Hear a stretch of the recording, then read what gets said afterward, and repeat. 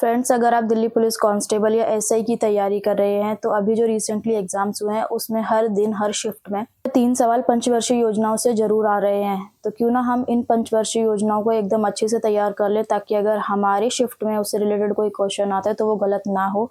तो आज हम इस वीडियो के थ्रू पंचवर्षीय योजनाओं के हर उस पहलू पर नजर डालेंगे जो बहुत इंपॉर्टेंट है। तो इस वीडियो में हम पंचवर्षीय योजनाओं को कवर करेंगे एंड सबसे इम्पोर्टेंट थिंग ये है कि लास्ट में मैंने अभी तक जो दिल्ली पुलिस एग्जाम में पंचवर्षीय योजनाओं से जितने भी क्वेश्चन आए हैं सारे शिफ्ट्स के एनालाइज करके मैंने इसमें लास्ट में पंचवर्षीय योजनाओं के 15 से 20 क्वेश्चन ऐड किए हैं, जिससे कि आपको बहुत बेनिफिट मिलेगा। तो एंड फ्रेंड्स, वीडियो बहुत इन्फॉर्मेटिव होने वाला है, तो प्लीज़ चैनल के साथ जुड़े रहिए लास्ट तक। एंड आपके अगर कोई फ्रेंड भी तैयारी कर रहे हैं तो उनको ये वीडियो जरूर शेयर कीजिए, जरूर हेल्पफुल होगी। तो शुरुआत करते हैं पंचवर्षीय योजनाओं से। यहाँ पर मैंने सारी इंपॉर्टेंट चीज़ें लिख ली हैं, इसको मैं वन बाय वन आपको एक्सप्लेन करूँगी जिससे आपको इजीली समझ आ जाएगा। और अगर आपको कुछ इंपॉर्टेंट लगे तो आप डेफिनेटली स्क्रीनशॉट लेके अपने फ़ोन में रख सकते हो। चलो शुरुआत करते हैं। पहली पंचवर्षीय योजना का टाइम पीरियड था 1951 से 1956। ये हेरोड डोबर मॉडल पर आधारित थी। इसका उद्देश्य था कृषि को सर्वोच्च प्राथमिकता देना। एंड इसमें सबसे इम्पोर्टेंट चीज़ें हुई थी, सिंचाई परियोजना, भाखड़ नागल एंड दामोदर नदी घाटी परियोजनाओं का उद्घाटन हुआ था और सामुदायिक विकास कार्यक्रम भी प्रारंभ हुए थे। तो द्वितीय पंचवर्षीय योजना आती है 1956 से 61। ये पीसी महालनोबिस मॉडल पर आधारित थी। इसका उद्देश्य था भारी उद्योगों को बढ़ावा देना। इसमें सबसे ज़्यादा इम्पोर्टेंट चीज़ें हुई हैं स्टील प्लांट्स की स्थापना।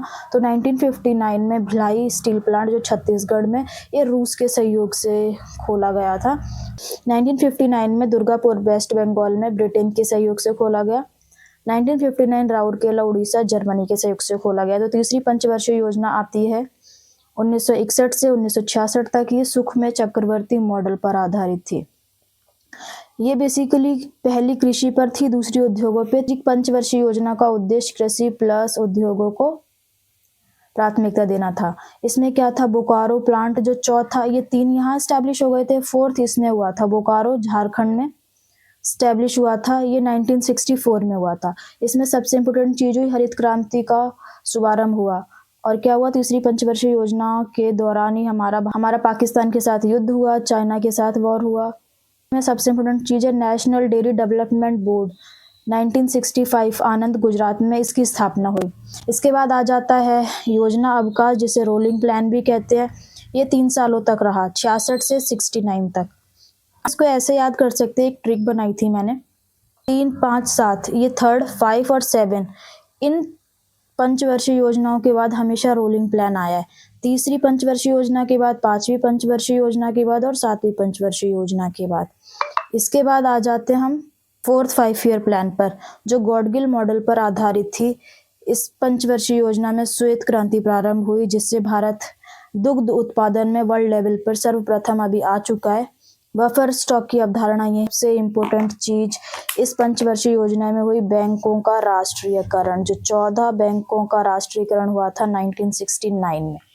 इसके बाद आती है 5वीं पंचवर्षीय योजना, जो 1974 से 78 तक हुई। 5वीं पंचवर्षीय योजना सिर्फ 4 वर्ष की थी। आप ऐसे भी याद रख दो, जो 5वीं थी वो 4 ही वर्ष चली, पूरा 5वीं नहीं चली। ये है डीपी धर मॉडल पर आधारित है। इसमें 20 सूत्री कार्यक्रम 1975 में शुरू हुआ था। देखो अभी मैंने बताया था ना 3, 5, 7। इनके बाद जो रोलिंग प्लान, देखो अब 5th के बाद रोलिंग प्लान आया। इसे अनवरत योजना के नाम से भी बोलते हैं। ये 1978 से 80 तक चला। गुन्नार मृडाल ने दी थी अनवरत योजना। गुन्नार मृडाल की ही बुक है द एशियन ड्रामा। ये बहुत एसएससी एग्जाम्स में आ चुकी है, इंपॉर्टेंट है, आप याद कर लो। 6th आती है 1980 से 85, जिसमें नाबार्ड की स्थापना हुई। आप प्लीज़ इन चीज़ों को ध्यान रखना। आगे जो मैं क्वेश्चंस पूछूंगी उसमें डेफिनेटली ऐसे ही क्वेश्चंस हैं जो कि अभी दिल्ली पुलिस कांस्टेबल एग्जाम में आ रहे हैं। यहाँ पर परिवार नियोजन की शुरुआत भी हुई। इसके बाद आ जाते हैं हम अपनी 7th 5 ईयर प्लान पे, जो कि 1985 से 1990 तक थी। 7वीं पंचवर्षीय योजना राजीव गांधी के कार्यकाल के दौरान शुरू हुई थी। इसके बाद वार्षिक योजनाएं आई, मतलब रोलिंग प्लान आया।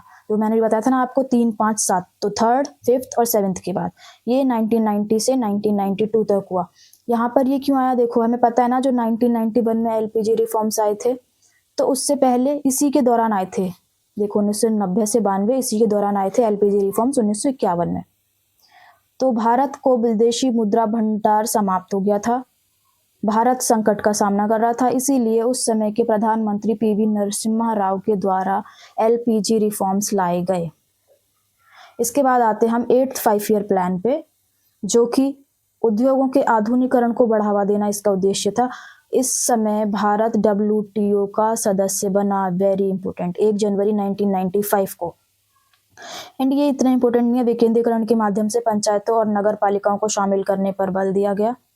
9वीं पंचवर्षीय योजना 1997 से 2002 थी। गरीबी का पूर्ण उन्मूलन इसका उद्देश्य था। न्यायपूर्ण वितरण और समानता के साथ विकास।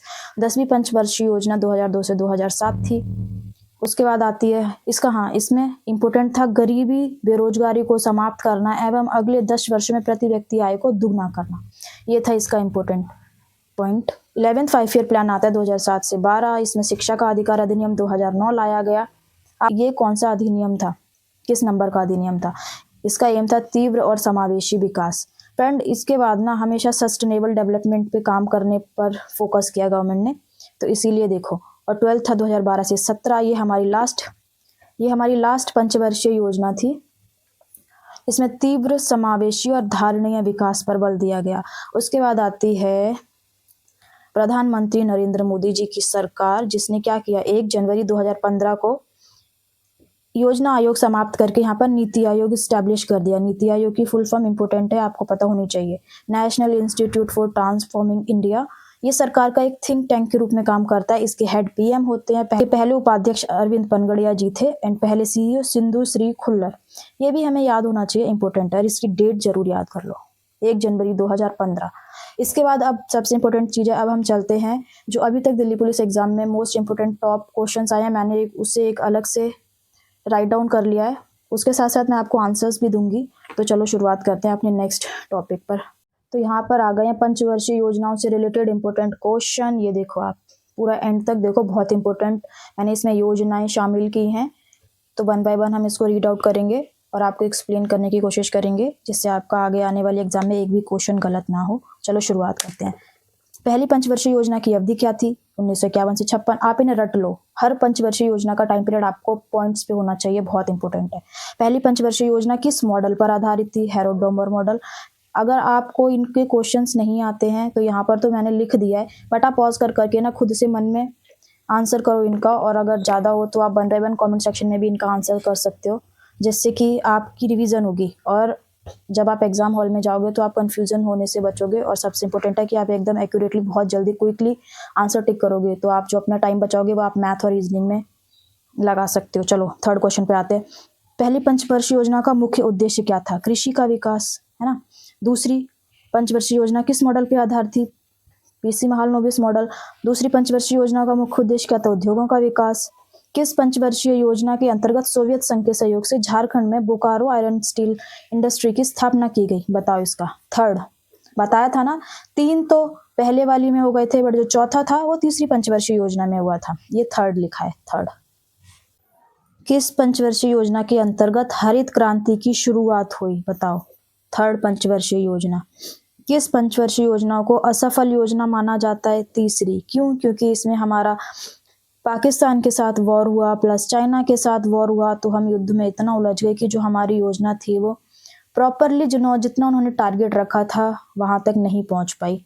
किस योजना के बाद पहला योजना अवकाश आता है? मैंने आपको बताया था कि 3, 5, 7 ये तीसरी पंचवर्षीय योजना, 5वीं और 7वीं के बाद हमेशा रोलिंग प्लान आए हैं, ये याद कर लो, 3, 5, 7। इसके बाद पहली योजना अवकाश की अवधि क्या थी? देखो 3 साल थी, 1966 to 69।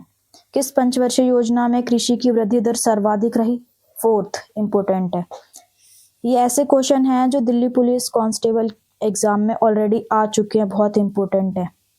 इसके बाद आता है नेक्स्ट क्वेश्चन, किस पंचवर्षीय योजना में 14 बैंकों का राष्ट्रीयकरण हुआ? 4th अभी बताया था ना, 1969 में 14 बैंकों का राष्ट्रीयकरण हुआ था। किस पंचवर्षीय योजना में इसरो की स्थापना हुई? Most important question. इसरो की स्थापना हुई थी 15 अगस्त 1969 और ये चौथी पंचवर्षीय योजना में हुआ था। नेक्स्ट क्वेश्चन, 5वीं पंचवर्षीय योजना की अवधि क्या थी? 1974 to 1978। मैंने बोला था ना 5वीं पंचवर्षीय योजना सिर्फ 4 साल तक चली थी, 5वीं थी वो 5वीं पूरा नहीं कर पाई, 4 तक ही चली। गरीबी हटाओ का नारा किस पंचवर्षीय योजना में दिया गया? 5वीं। राष्ट्रीय राजमार्ग प्रणाली की शुरुआत कब हुई? 5वीं पंचवर्षीय योजना में। दूसरा, योजना अवकाश कब आता है? 1978 टू 1980। इसमें एक और ट्रिक मुझे अभी माइंड में आई है, देखो फर्स्ट तो 3 साल का हुआ था, तो थर्ड पंचवर्षीय योजना के बाद आया। दूसरा 1978 और ये 2 साल का था, ठीक है, ऐसे भी याद रख सकते हो। नाबार्ड की स्थापना किस पंचवर्षीय योजना में हुई थी? 6th most important question. अब चलो नाबार्ड के बारे में थोड़ा सा पढ़ लेते हैं हम लोग। देखो इसकी फुल फॉर्म है national bank for agriculture rural development. Sivaraman समिति की सिफारिश पर गठित हुई 12 जुलाई 1982 को। इसका हेडक्वार्टर मुंबई में है। चलो अब एक क्वेश्चन पूछते हैं आपसे, सिडबी इसकी फुल फॉर्म क्या है? कमेंट करना। इसका हेडक्वार्टर कहाँ है? कमेंट करना। इसकी स्थापना कब हुई? कमेंट करना। आप इसका क्वेश्चन का आंसर जरूर प्लीज़ पिन, जिसका बेस्ट होगा ना फुल्ली जो बताएगा मैं उसके कमेंट को पिन करूंगी। नेक्स्ट क्वेश्चन पे आते हैं। तीसरे योजना अवकाश की अवधि क्या थी? 1990 से 1992। 11वीं पंचवर्षीय योजना के दौरान कौन सी योजनाएं प्रारंभ की गई? चलो ये सबसे इम्पोर्टेंट है। देखो राष्ट्रीय स्वास्थ्य बीमा योजना 2007, प्रधानमंत्री रोजगार सृजन कार्यक्रम 2008, इंदिरा गांधी राष्ट्रीय विकलांगता पेंशन योजना 2009, राष्ट्रीय ग्रामीण आजीविका मिशन 2011। ये पता नहीं ना जाने कितने एग्जाम्स में आया है ये क्वेश्चन, बहुत इंपॉर्टेंट है। इसके बाद आते हैं राजीव आवास योजना 2011। तो ये था हमारा पंचवर्षीय योजनाओं से related A to Z topics पर चर्चा and important question. Hope so आपको वीडियो अच्छी लगी होगी एंड आपको बहुत इन्फॉर्मेटिव चीज़ें, कुछ नई चीज़ें भी मिली होंगी। तो अपने फ्रेंड्स के साथ ज़रूर शेयर करना, और अगर कोई सुझाव देना हो तो कमेंट सेक्शन में ज़रूर आप लिख सकते हैं। Thank you so much for watching the video. और अगर आपको किसी और नए टॉपिक पर वीडियो चाहिए हो तो प्लीज़ कमेंट में बताएं। शुक्रिया।